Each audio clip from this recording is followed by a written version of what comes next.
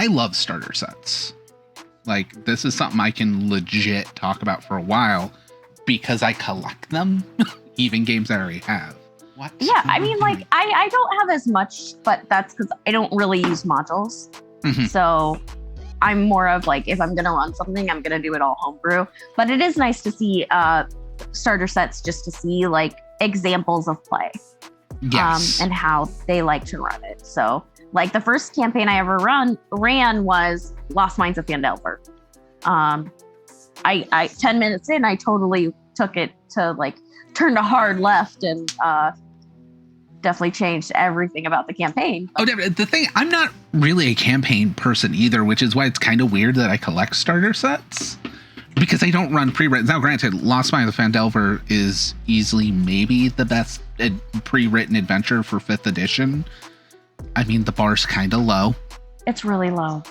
But hey, it's still really good. I actually think the Essentials kit is even better in basically every sense of the word because their adventure is actually essentially like one-shot encounters that are strung together with a job board. And like the jobs that are on the job board are actual cards you get to hand out. One of the things, and it's actually not the main thing, but one of the things I love about starter sets is you tend to get handouts and like player aids that you actually don't get anywhere else. Like starter sets frequently come with tools for the GM that you only get in the starter set. Things like cards for items, cards for quests. I mean, heck, the City of Mist one, really, the stuff, except for the booklets, are things you could buy separately, but you'd have to buy all of them separately. It comes with a full pack of those status cards that are reusable. It comes with a pack of the logos and the, it's not Manos, the magical side of things, the 2 types of character sheets you get. It comes with full sets of those to fill out on top of the pre-made characters. In fact, it comes with maybe my favorite thing of all time, which is it comes with 2 D6s, but both of them are 12-sided D6s. Oh. Yes. Interesting. Yeah. Those are just doubled up. I've never heard of 12-sided die. That's like, crazy. Like a D3 is a 6-sided die that just goes 1 to 3 twice. Yeah. That makes sense. And it's like, interesting. I've never. I actually love thing. rolling D12s. Very few things use them. Oh like, yeah, they're just a really good nice dice to roll. Other than Phandelver, are there any? So I really just haven't gotten a lot of starter sets. I mean, I've looked at the Alien RPG starter set because I thought that was really, really cool. I'm not usually a huge collector of starter sets. Jeez, I can't talk. Yeah, no worries. But I definitely like when there's like little perks involved. So like when there's dice and things, or like specialty maps. I love using those. I mainly play online, so I'll even get them so I can scan the maps in and then have them. But I think what's really cool, at least about starter sets for me, is the different items as well as NPCs that it gives you. Especially if you are a beginner GM, it's really nice to see how story structure works and then how they build NPCs and how you should arrange them, even thinking about a story. I definitely suggest to try them out if you're really new. Alien is a really great one. I love the Alien starter set. Oh, it is. We were actually giving away copies of it thanks to Free League last year. We had a couple codes left, but they all expired at the end. No, I love the Alien starter set, honestly. I think the... Sorry, I just wrestled a child, so I'm like... You're all good. You're all good. He has a habit of kicking me in the throat. Honestly, one of my favorite things about starter sets is showcased in the Cyberpunk Red starter set. Oh, yeah. Because they have the Thursday night throwdown rules, which are a simplified version of the Friday night fight combat rules from the core book. And as someone who, like, I'll appreciate crunchy games. Nothing wrong with crunchy games, but I like to know the baseline. Like, what are the rules you need to know before I know all the superfluous stuff? and starter sets trim the fat.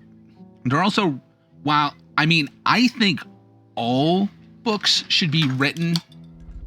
Then put on away, Mickey. I think all books should be written to teach you the game. I feel like way more frequently starter sets are better written to actually teach the game than the core book. The core books tend to be more like, you'll figure it out, and once it's figured out, that whole part's not going to be useful, so we're just going to be a reference book instead. It's like, no, the teaching part's really, really important to me, because if you do it well, I don't have to reference you. Yeah, what I like most about starter sets that have it is example play. So like, even just like writing out, this is how the combat works. One of the things, it's not a starter set, but Outbreak Undead 2nd edition, for all the combat, all the checks, building a character, they go through examples of like, this is the process, and showing how each individual thing works. For me, like seeing an example helps me understand it a lot more. I usually work big to small. So like, if I can understand the whole of the rules, then I can understand the most important ones, and then pare down what I like from the bigger amount. But I really like, as just picking up a new game, and like when you stream, you don't know necessarily what game you're going to be playing right away. You got to be able to pick up a game real fast and learn it. And example play makes that, it makes it possible. The other thing, and I think this is one of those where I come from, granted, you could pick up the starter set before you pick up the core rules. It's a great way to try the game. That's what a lot of people think. I tend to pick up starter sets for games I already know I like. Granted, I'm in a weird position where I'm getting a lot of RPGs for free at this point in my career. And it's typically the core rules. Some really cool companies give me starter sets for free. Thank you, Free League Publishing. I can't talk about your new starter set till tomorrow. But if I love a game, first of all, it's one way where I can give the publishers more of my money. If they've already given me the core book for free, it's a way I can give them money. Where on one hand, you would think, well, you're getting a pared down version of the rules. Like, you already have more than what they would give you. But between the handouts, it being better written for teaching, as well as the stuff like the examples of play, they always come with an adventure. Which, while I don't run full modules, it doesn't hurt to have at least one solid adventure in a game to read to see what they expect the flow of an adventure to be, even if you don't run it. At least in my book. And then, even when I'm done with all of that, it might not be all the rules, but it basically gives me a second player's handbook on the table for referencing the more basic rules for my players. Or for getting, when we stream and stuff, to go, you guys just need to know the baseline of the rules. Here's the way, shorter read. Yeah, it's something like I just don't really think about, because, like I go from like the start at the rule book, but just like being able, like, especially when you're a creator, to support the company in that way, like when they give you free stuff. Starter set's a great way, like if you don't have a ton of cash but you still want to do it. And like I was saying earlier, I love all the stuff you get with starter sets, like the special dice, the dice, the tokens, the maps. Exactly. That's why I would pick it up personally, because like I don't really need the story, but having an extra Tavern #1 map, that's helpful. Oh yeah, I'm still wanting to hunt down an Edge of the Empire starter set, because even though I don't run the system, and I've run it before, I don't love that system. Yeah. The stuff you get in the set, that map you get, is amazing.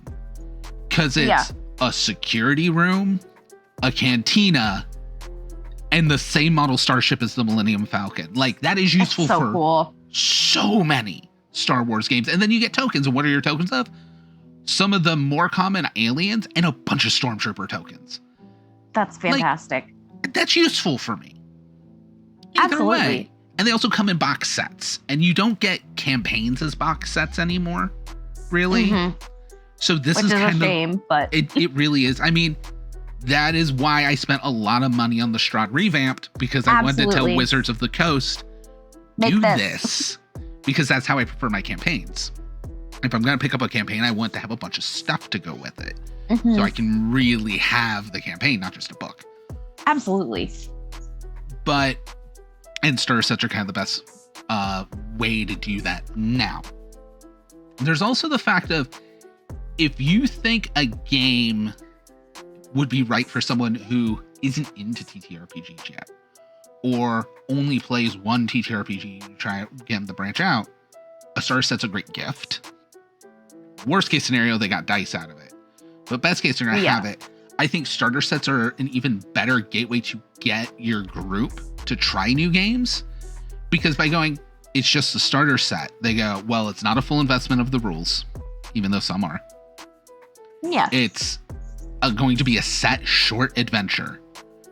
The really good starter sets are designed to be able to be played in a night, which is like the one thing Lost Minds of Phandelver fails on.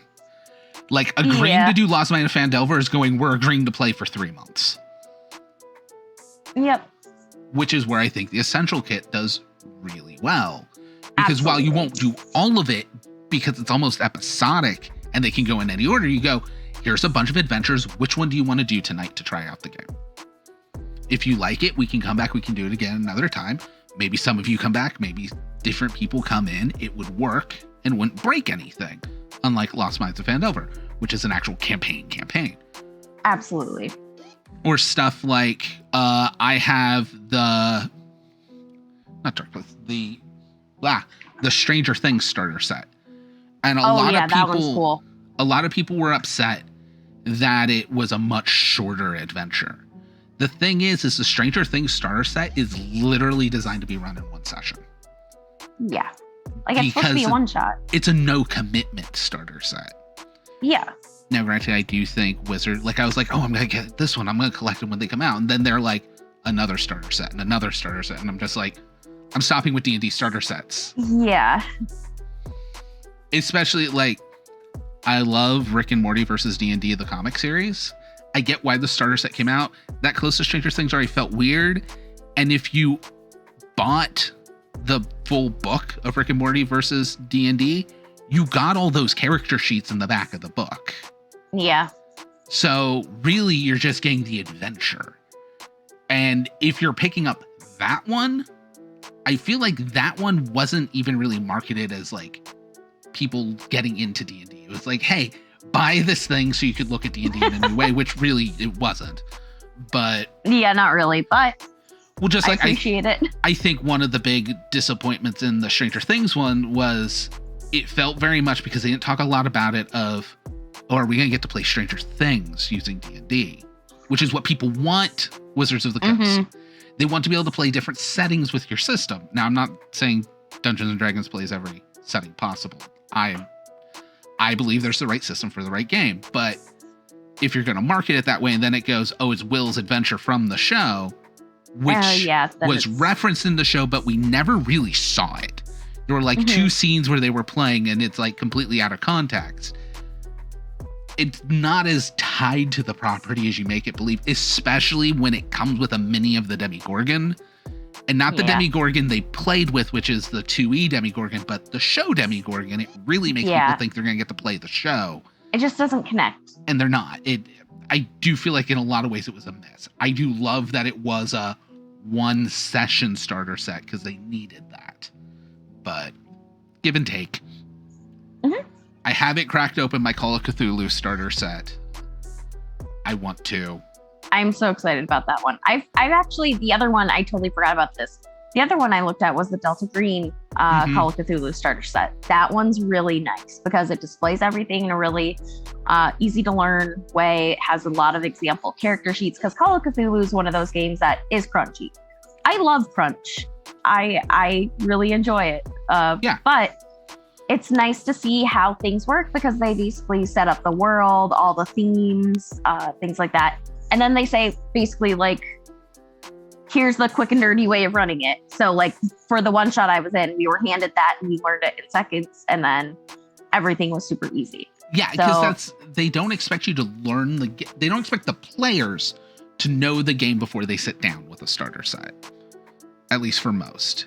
Which means they have to present the rules in a way where you can sit down and play. Which is sometimes what we want. Like, really. Sadly, those are basically where I have a physical starter set right now. I have several digital because, like, getting the Cyberpunk starter set in physical is nearly impossible.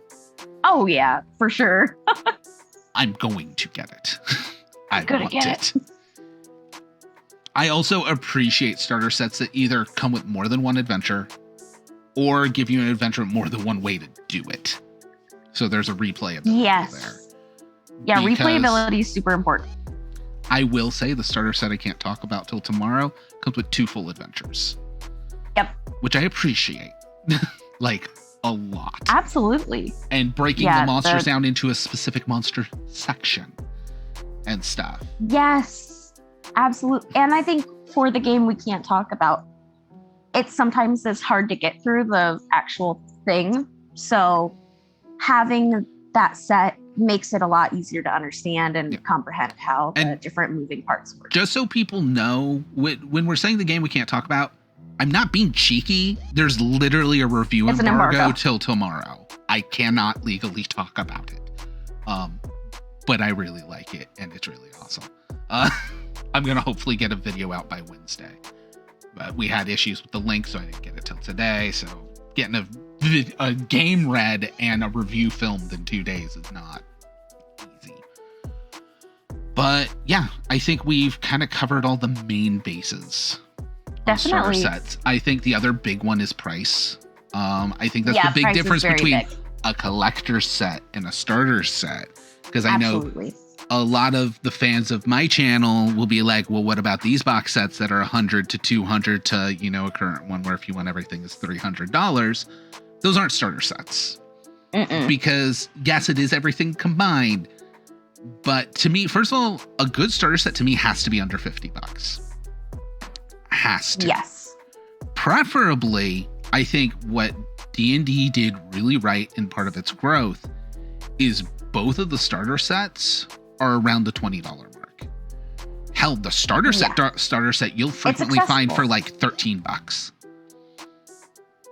That's close to impulse buy level, which is what you want for the starter set. You want people to, depending on the game, like I wouldn't suggest this for Call of Cthulhu, but the other thing about starter sets, if it's a more family-friendly game, is you want to be the thing of mom's at Target and goes, oh, hey, I know Billy likes games, but I don't want to play video games all the time. Maybe I'll get him this and see if he likes it. Because that's how a lot of us got into the hobby. Was by parents picking up the starter sets for us as kids, just because it was a toy they thought we would like. And that's massive. As fun as it is for us as adults to go, oh, hey, I got all these handouts and stuff. For a kid, it's like, I got more toys. For us, it's more toys too. Just like, I wish I hadn't lost it. The one last starter set I had, it came from the school book club, like the flyers you would get where you could order books during the year at the book fair. It was for the West End games Star Wars, where they re-released it for the new episode 1, and the whole thing was in a blister case of Darth Maul's head. Oh, that's so cool. Yeah. That's awesome. And I was like, my parents were like, you know, always like, you could get like 4 or 5 or whatever books from book fair. And I'm like, this comes with 3 books in it. And that's why I picked it, because I was like, it's Star Wars, I get books. I don't know what the dice are. Like, apparently it's a game. And then I'm just like, this is cool. Wait a minute. This is really cool. So there's, I think, starter sets in a lot of ways are kind of the backbone of the growth of the hobby. I think they're getting a lot of love right now again, which I appreciate. For a long time, because of the production costs, you were seeing them just kind of vanish. But I'm so happy